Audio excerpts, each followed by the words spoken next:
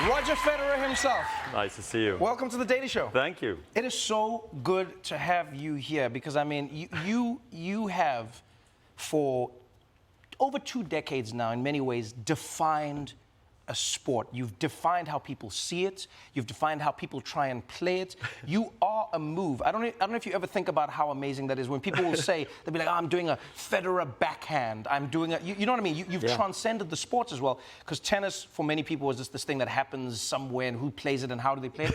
You've become larger than life. And now it has all come to an end. Before we talk about the end, let's talk about what it was. When you look back, I want to talk about that. When you look back, did you know from the beginning? Did you have an inkling? Did you look in the mirror and go like, oh, I'm going to switch this shit up? No, I did not know it was going to turn out this good. I mean, in Switzerland, we don't dream this big, you know. We hope to be good, but not great.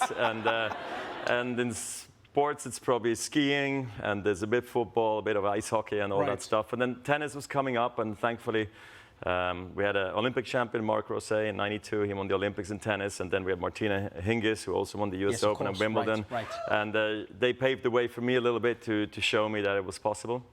And then, people were saying I could be the next Pete Sampras and I was talented and all that stuff, but you feel like they always say that, you know, at some point. And I never thought I was going to have this great of a career. So I couldn't be more excited, more happy, more proud of everything. And unfortunately, it has come to an end, but it's been great. It really has been great. Yeah. It's been amazing. It truly has. You know, you talk about Pete Sampras, and I think about somebody like Pete who is a legend in the sport, you know, who defined so many aspects of the game. And he held the record for a very long time. And then you come into the sport, you eclipse his record in, 6 years it takes you? And, you know, and Pete would talk about how, you know, that he got sort of tired of the sport and, you know, he was a champion, but you had this drive and this class about you that nobody understood. You're a multi-generational talent as well, because the class that you came in with retired before you. The next class played with you and you were still the champion. And now the class that is there now still goes, Roger Federer is one of the best competitors we've ever played against.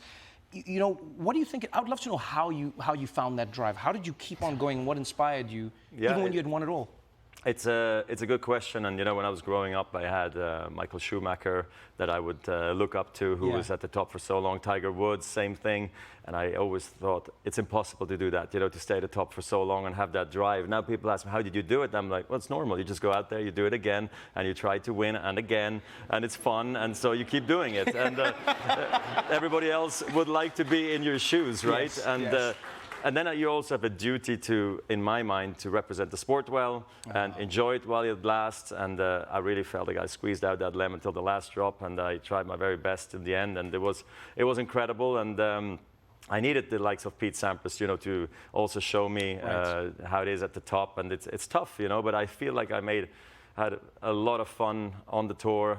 It was not just about tennis. It was also going to nice dinners with friends, and I'm happy that I didn't take tennis almost that serious or that professional. Still had that bit of an amateur twist to it. I'm a bit worried that every sport is going into such a professional direction, which I hope we don't lose the fun in it. Yeah, you know, I'd love to know. Important. Yeah, you know, that's one of the biggest things that has struck me about you in meeting you as a human being. And many people will say this about you.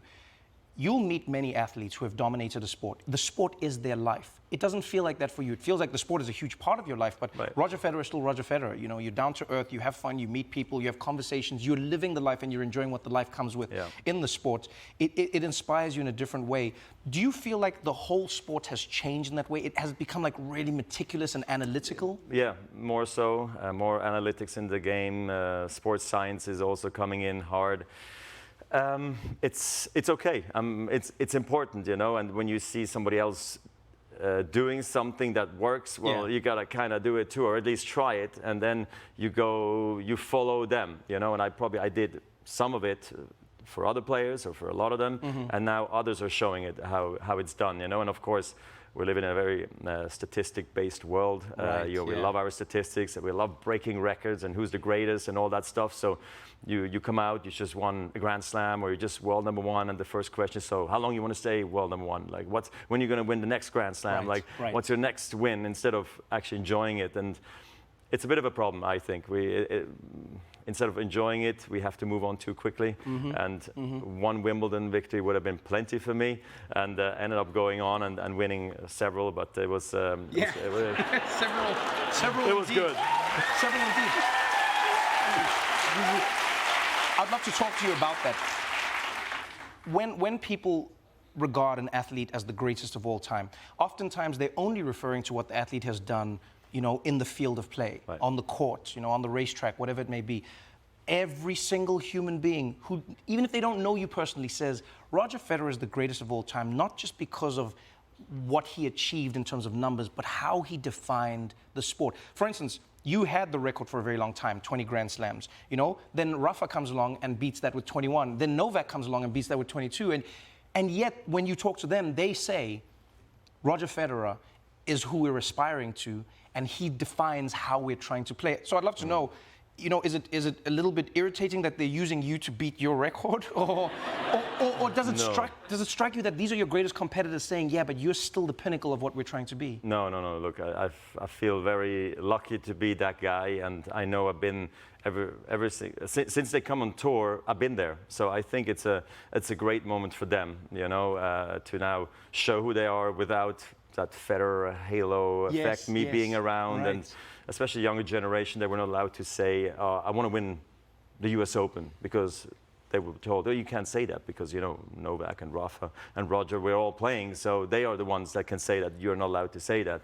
But I think, you know, the end was very emotional, and to be actually on such a great sort of a friendship, really, with the guys at the very end of my career, after everything that we've gone through, brutal matches, great wins, tough losses, and at the end, always having this camaraderie is amazing. I mean, maybe just a little anecdote, because maybe people don't know, but we share the same locker room, we share the same restaurants, we usually get put in the same hotels, so we see each other all the time, and we even practice together, you know. You see, that's something I think a lot of people don't know, and when I found that out, it was one of the strangest ideas I had to wrap my head around.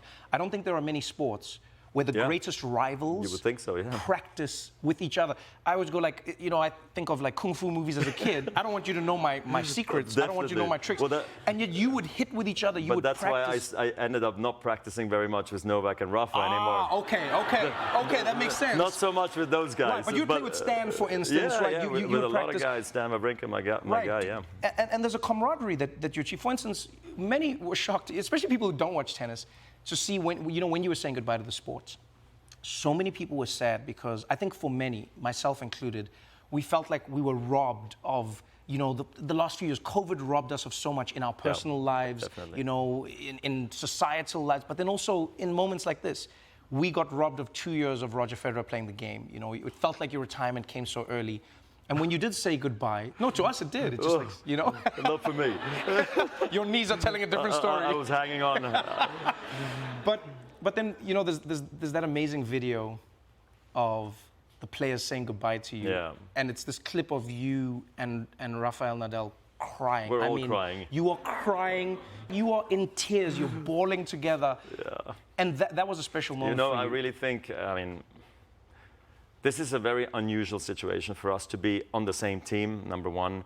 And so I think that changed the whole dynamics of my farewell, if you want. Then my hope was I could play doubles with Rafa, so call him up after the US Open. And it was a very emotional phone call, actually, because it was one of the first times I told somebody outside of my team and family, and I had to call him up and tell him, hey, Rafa, just before you make any other plans, I would love you to be at the Laver Cup and play maybe one last doubles with me. It would be amazing, because unfortunately my knee is not so good anymore, and I think it's the end, you know. And he's like, oh yeah, oh my God, okay, yeah, I'll be there, whatever it takes. I just, he's now become a father. I'm so happy for him. Congratulations to him, And we were not sure if he was going to make it, you know, because of the baby. So it was one of the first times I had to tell that story and come to terms like the career is ending. So when he showed up and Novak was there and Murray was there and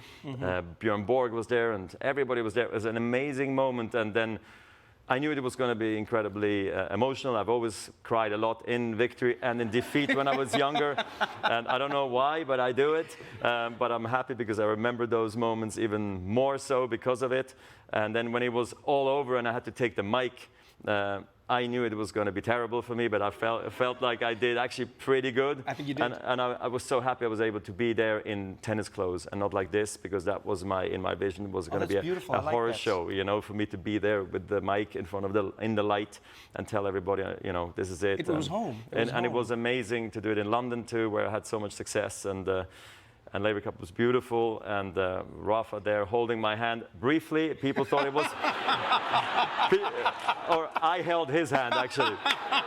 But hands were held. It doesn't matter. It was amazing. Honestly. You know, you're going to have, and you will always be synonymous with the sport. As I said, you know, you cannot separate Roger Federer from the sport itself now. And yet, I was shocked to hear a story which I don't know if it was true or not. You know, I was like, Roger Federer, everyone in tennis, the name is synonymous with the sport, you cannot Roger. And then someone was like, well, you know, Roger couldn't get into Wimbledon recently. I was like, wait, that's not possible. Is Roger Federer, is this a true, is there even a semblance of truth to you? Yeah. Wait, no, I need to understand, what happened? It was actually 2 weeks ago.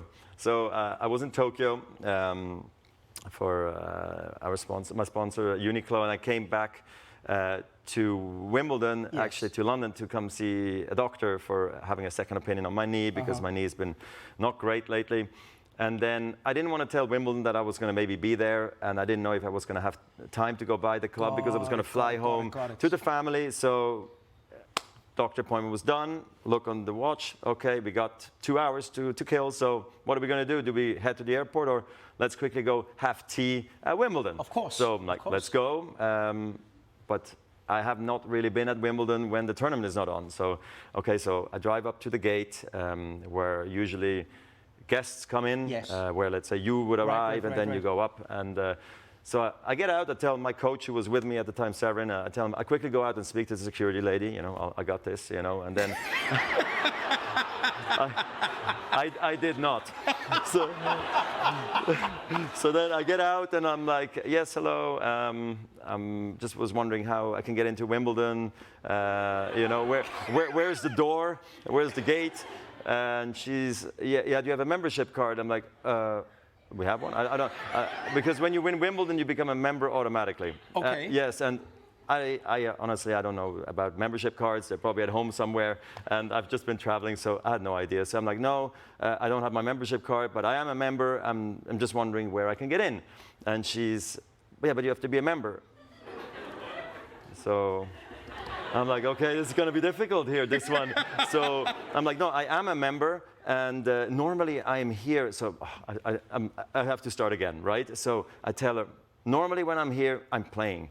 And there's loads of people, and I come in a different way, and now it's the first time I'm not here. The tournament's not on, and I don't know where to get in, so I'm just asking you again, where can I get in? She's like, well, I'll decide, but you have to be a member. So I look at her one last time, and I'm in a panic now, and I'm so sorry, and I still can't believe I say that, because I still feel bad about it, and I look at her and it's like, I have won this tournament 8 times. And please, believe me, I am a member. And where do I get in? So I'm like, okay. It was. So then. Yeah. So I get back in the car. My coach is like, oh, all good. Where do we get in? I'm like, don't talk.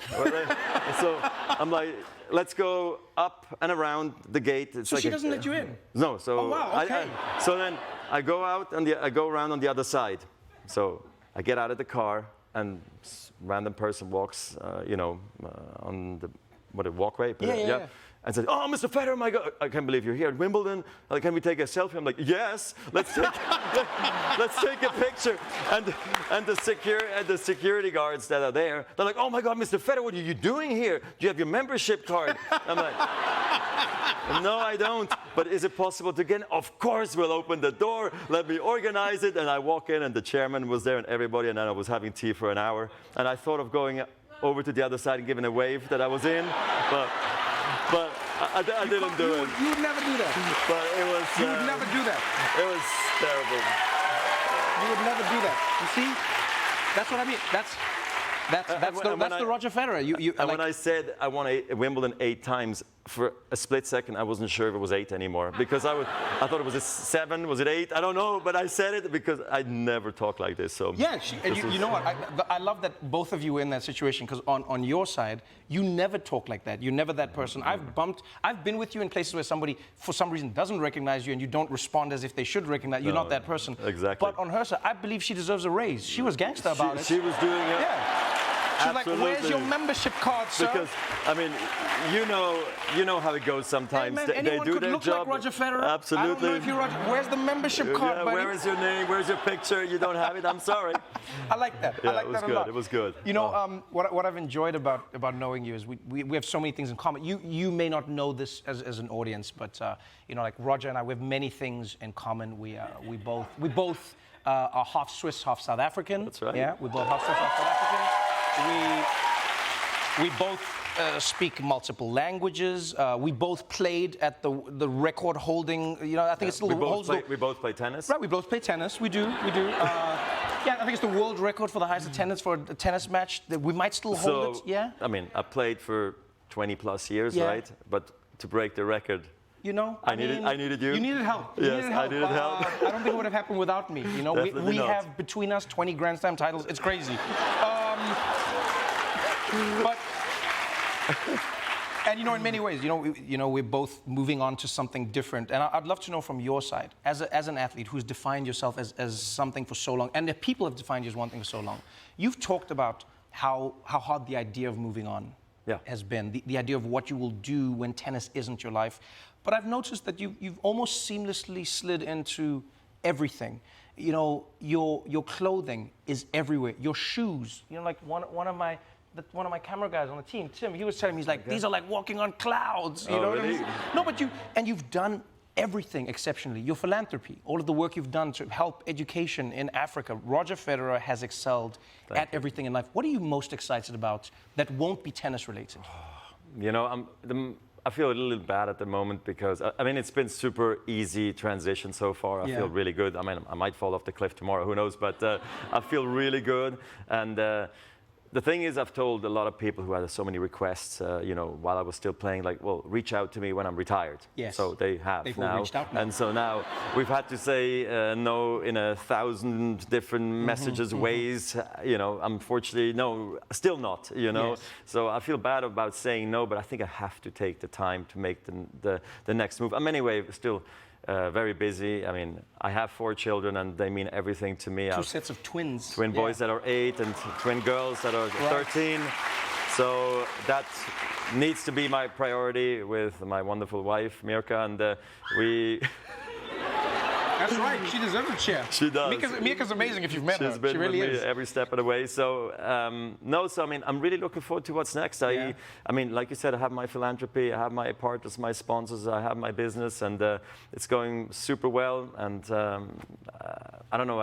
I want to see how I maybe stay involved in tennis in some shape or form. I'm not sure yet how it's going to go, because there's not that many jobs, if you want, in tennis, like in maybe in soccer or in golf. I feel like they have many more. Oh, that's interesting. Yeah, but they do. We are either a coach or a commentator, right? That's it. It's a very solitary sport, very small. Yeah. So I'll have to see, but I will always be open to mentor kids and do all that stuff. There is one thing that you're doing exceptionally right now, and that is being an ambassador for Swiss tourism.